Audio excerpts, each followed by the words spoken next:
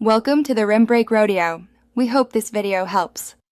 In this video, I will explain how to reset your BMW 4 Series service light. First, ensure your vehicle's ignition is on, but do not start the engine. Next, find the trip reset button on your instrument cluster. This button is usually on the left side. Press and hold this button for about 10 seconds until a service item appears on the display. This action initiates the service menu, allowing you to select the specific service you wish to reset. Once the service item appears, release the trip reset button. Then, quickly press and release it repeatedly to cycle through the various service indicators, such as oil, brakes, or inspections. Stop when the desired service item is displayed.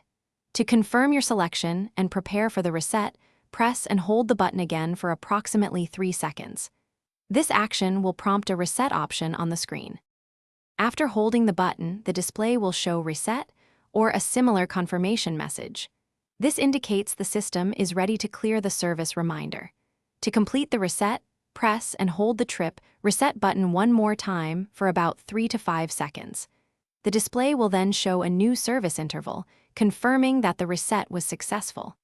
This process applies to most routine service items. It is crucial to perform the actual service before resetting the light to maintain your vehicle's health.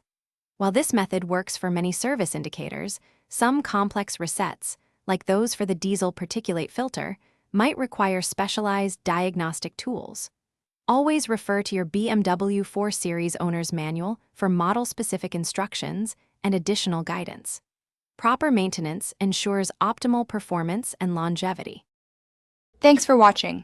Consider subscribing if we helped you.